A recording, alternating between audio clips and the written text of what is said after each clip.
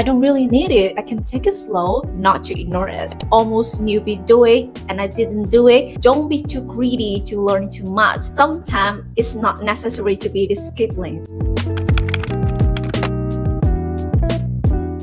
At first, I thought learning Chinese was very difficult, even more difficult than English. Because of that thought, I limited my ability a lot. Then I made all of kinds of excuses like I don't have time, I don't really need it, I can take it slow, and all of them led me to give up free time. Then I found a tutor to teach me. Only then did I realize that I had skipped an extremely important step when I first started learning Chinese. I spent money to learn and get this first set. This first set is suitable for most people. It doesn't matter if it takes a little time, it just needs a little regularity, and then you can learn the basic Chinese. Okay, you think the first step with learning Chinese is to download a popular Chinese app and start learning, right? If so, you're not alone. I was like that too, but in reality, the first step you should take is learning Chinese phonetics. The Chinese phonetic, or people usually say pinyin, include initial, finals, and tones. If you already know the basis of Chinese phonetics, you will not be surprised by pinyin in Chinese, which is this line. You won't be mistaken when you read or see words that have quite similar pronunciation. And not to mention that when you type Chinese on the keyboard, you mainly have to type pinyin to appear as hieroglyph. So knowing Chinese phonetic is almost a must. I will give you an example of why learning them is so important. For example, hello in Chinese is 你好, and the pinyin here, 你好.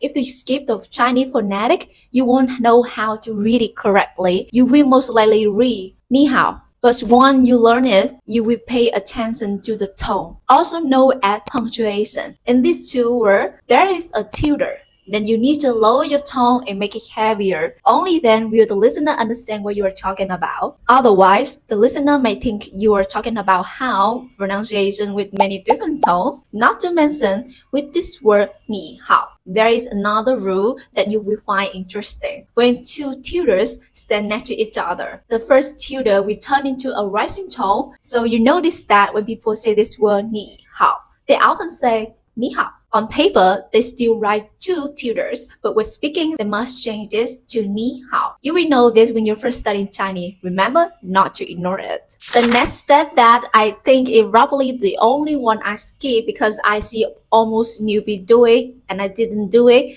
I just jumped into application to learn on my own instead. That is finding the textbook. There are many textbooks for you to choose from, but the textbook I study is HSK standard sort from HSK1 to HSK6. I have noticed that many people choose this textbook or this textbook. Personally, I have always studied the standard short textbook and I found it easy to absorb. So you can refer to the textbook I'm studying. This book also have an exercise book for you to practice after each lesson. I will leave the file below for you to access the textbook, exercise file, and audio file to practice listening. It's all there, you just need to learn it. Once you have found a suitable textbook, don't start studying the first lessons. But remember to do one more step, which is making a study plan. This is very important, especially for those of you who don't have much time or not well disciplined. You need to know how many sessions a week to spend on learning Chinese. How long a session take? Clearly write down the number and follow it. Don't be too greedy to learn too much. Just enjoy the process. As I divide it into Monday, Wednesday, and Friday as I study, each session is about 1 hour in the evening.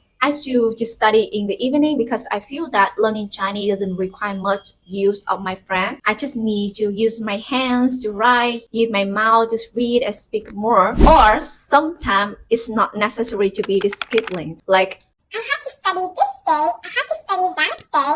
But just having a little time to practice writing a few words, reading a few words, learning a little more grammar is great. In the process of learning Chinese, it's okay not to be disciplined. I don't always study on the exact day I plan or the exact time that I want to, but I take advantage of time and some Chinese learning tone. And that is also the step I want to talk about next, choosing suitable support tones. When I first started learning Chinese, I only needed a textbook, a notebook, a pen, and a dictionary named Hanzi to look up the meaning of the word and its pinyin. During the first stage, I encourage you to learn in such a simple way. By using a few tones, I can simplify the learning process and remember words longer. Now, I don't often study Chinese, but I still remember how to read and write those HSK1 and HSK2 vocabulary. After that, I got busier. I used Quicklist, took note on important vocabulary, and made flashcards. Sometimes when I can't sit down and study, I will open the app to review it and avoid forgetting the words I have learned. I also often do this before learning a new lesson. The first step sounds simple, right?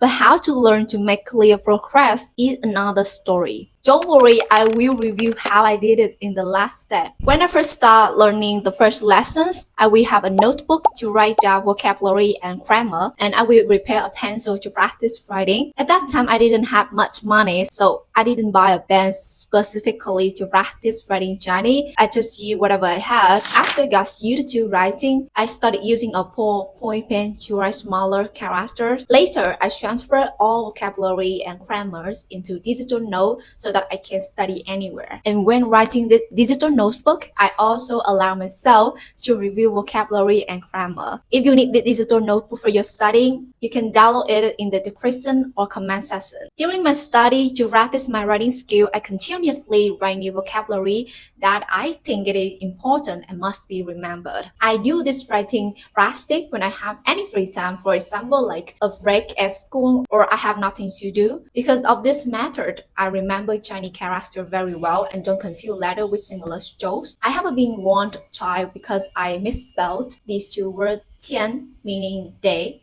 and the word fu in the word 丈夫 meaning husband. You can notice that these two words initially look similar, right? But pay close attention. The letter fu right on the first horizontal bar had an upward stroke where the letter tian doesn't have one. Before, every time I wrote this letter tian, I didn't pay attention. I wrote quickly, causing the first horizontal bar to have an upward stroke like the letter fu. So remember to practice writing regularly. I always do exercise after each lesson I finish. In the standard source textbook, there will be exercise file corresponding to each lesson in the textbook. And that is the thing that I mentioned before. I did it immediately to apply what I have just learned and discover new words by doing it. Not to mention the exercise structure were very similar to the HSK exam. So for me, it was a double task, practicing and getting used to the HSK exam at the same time. Once I have written the important vocabulary and grammar